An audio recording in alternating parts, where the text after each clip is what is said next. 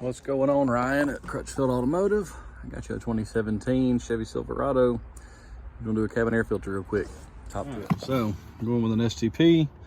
I did not actually order this nice one, whatever. It is what it is. First things first, it's gonna be on this side. Pop this one, pop that one. I've got a T15, 1-2, come under. So I can show you. Sorry. There's 3, and the same right over there, 4.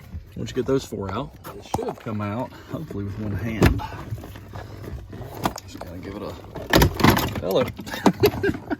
Quick tug, and now we have access to the cabin air filter, which is this. Sorry, focus this box right here. So we're gonna open it up.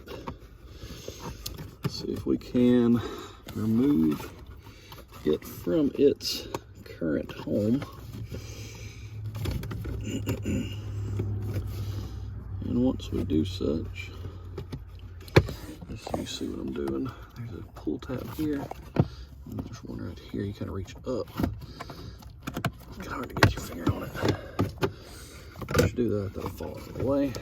And now we have access to this glorious nastiness here. Get that out of here. All right, just detail this truck too. What a dummy. Anyway, put your new one in, reverse your procedure, put your cover back on, put those 4 screws back in, and that's it. Super simple, super easy. It's gonna let your truck breathe as far as getting the air into your cabin.